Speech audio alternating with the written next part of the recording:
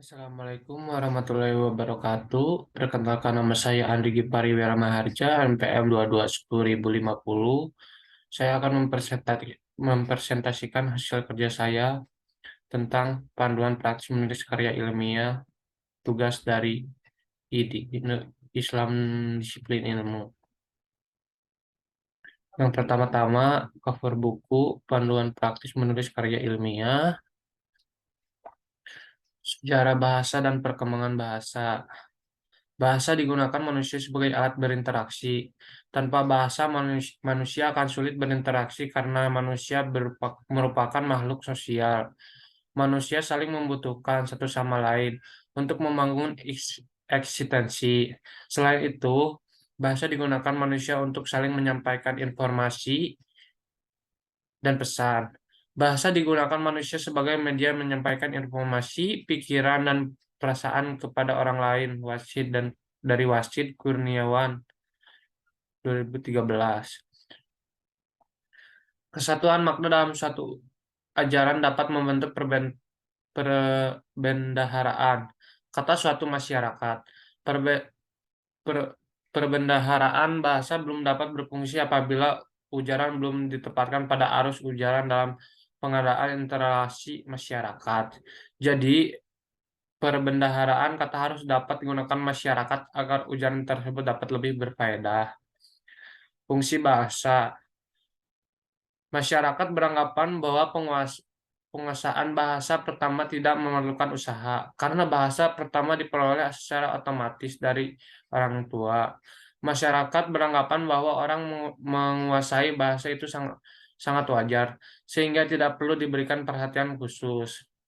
Menurut Hera, Wasid Kurniawan 2013, fungsi bahasa dalam kehidupan ditinjau dari sejarah pertumbuhan bahasa, yaitu satu, bahasa sebagai ekspresi diri, dua, bahasa untuk berkomunikasi, tiga, bahasa sebagai integrasi dan adaptasi, empat, bahasa sebagai kontrol sosial. Bahasa Indonesia sebagai bahasa nasional memiliki fungsi khusus antara lain: satu, bahasa resmi kenegaraan; dua, bahasa pengantar dalam pendidikan; tiga, bahasa pemersatu. Karakteristik dan ragam bahasa. Bahasa merupakan bunyi yang kompleks dan unik. Bahasa memiliki karakteristik antara lain: satu, bahasa sebagai sistem bahasa, dalam hal ini sebagai suatu sistem yang berstruktur dan bermakna. Dua, bahasa sebagai lambang. Bahasa memiliki hubungan yang saling terkait antara penanda menandai dengan petanda ditandai. Bahasa sebagai bunyi. Bahasa yang digunakan oleh manusia menghasilkan bunyi. Bahasa sebagai alat komunikasi. Bahasa digunakan untuk bertukar informasi. Ragam bahasa Indonesia dibagi menurut konteks bahasa. Keragaman bahasa tersebut disebabkan usia pendidikan, agama, suku bangsa, profesi, dan asal-usul seseorang. Ragam daerah dikenal dengan nama logat atau dialek. Logat daerah kentara karena tetap bunyinya. Ciri khas yang meliputi tekanan intonasi dan panjang pendeknya. Bahasa membangun aksen yang berbeda. Satu, A. Dialek, yaitu ragam bahasa yang bersifat perorangan disebut dengan idiolek. B. Dialek, yaitu ragam bahasa yang digunakan sekelompok orang dari suatu wilayah. C. Sosiolek, yaitu ragam bahasa yang digunakan suatu kelompok tertentu yang menandai suatu golongan. D. Fungsionalek, yaitu ragam bahasa yang digunakan dalam bidang tertentu seperti ragam bahasa hukum, ragam bahasa puisi, dan sebagainya. Bahasa baku, yaitu ragam bahasa baku lebih lengkap daripada ragam bahasa tidak baku. F. Bahasa tidak baku, yaitu ragam tidak baku disebut juga bahasa prokem. Ini ditandai penyimpangan pada ragam bahasa buku biasanya digunakan dalam kehidupan sehari-hari. G. Bahasa lisan, yaitu ragam bahasa lisan dihasilkan oleh alat ucap. Pemakaian ragam bahasa lisan dipengaruhi oleh tinggi dan rendah suara, tekanan, ekspresi, dan isyarat dalam mengungkapkan ide dan gagasan. H. Bahasa tulis, yaitu ragam bahasa tulis dihasilkan dari ragam bahasa lisan yang diwujudkan dalam simbol. Bahasa tulis berkaitan dengan tata bahasa dan kosakata. D. Sejarah perkembangan bahasa Indonesia. Bahasa Indonesia berasal dari bahasa Melayu yang terkait dengan rumpun bahasa Austronesia. Ahmad dan Ahmad dan Alex. Bahasa Melayu mulai dipakai di kawasan Asia Tenggara sejak abad ke-7, yang dibuktikan oleh prasasti kedudukan bukit pada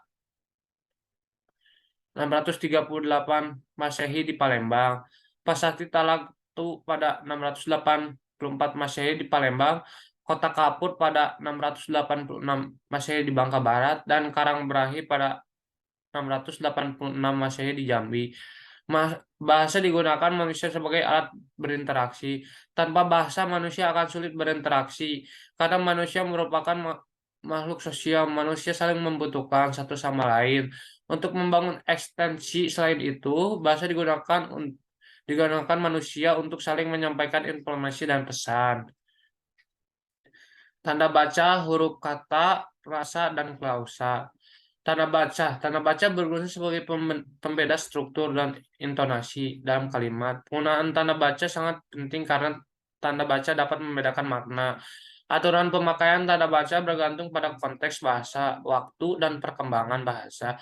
Jadi, tanda baca dapat dimaknai sebagai simbol yang digunakan dalam sebuah kalimat yang dapat membedakan intonasi dan makna kalimat. Tanda baca dibagi menjadi 8, antara lain tanda titik. Secara umum, tanda titik digunakan sebagai penanda akhir kalimat, namun ada beberapa kegunaan tanda titik, yaitu digunakan sebagai akhir kalimat berita. Contohnya, Laila pergi ke rumahku saat hujan turun deras. Titik. Tanda koma. Tanda koma dalam bahasa tulis biasanya menunjukkan jeda. Guna tanda koma ini sebagai perincian. Contoh, ibu membeli sop ayam, opor ayam, ketupat, sayur, dan soto babat. Tanda titik koma. Pemakaian tanda titik koma berguna sebagai perincian yang kedudukannya sejajar. Contoh, jangan lupa bawa lauk pauk, yaitu ikan goreng, ayam goreng, dan tahu goreng, dan sayur, yaitu sop lodeh dan kacang panjang tumis. 4. Tanda hubung. Penggunaan tanda hubung terdapat pada tanda hubung dalam bahasa tulis digunakan dalam kata yang terpisah dalam penulisannya. Contoh, saat aku datang ke sana, aku melihat ia sedang bermain dengan hewan peliharaannya. Tanda tanya. Penggunaan tanda tanya hanya digunakan dalam kalimat tanya. Contoh, kapan kita pergi? Tanda seru. Tanda seru digunakan dalam kalimat perintah. Contoh, makan dulu.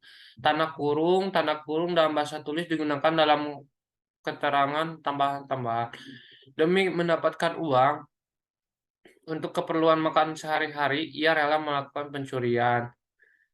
Tanda petik tunggal. Pemakaian tanda petik tunggal dibagi menjadi beberapa, yaitu tanda petik tunggal digunakan untuk menjelaskan kata asing. Contoh, kau jalan melipir atau jalan di pinggir agar tidak tertabrak mobil. Tanda petik ganda. Petik dalam bahasa tulis digunakan dalam dialog. Contoh, Sari. Ya, memang saya bersalah menyekar air mata. Adit, tenang saja, tahu siapa pelakunya.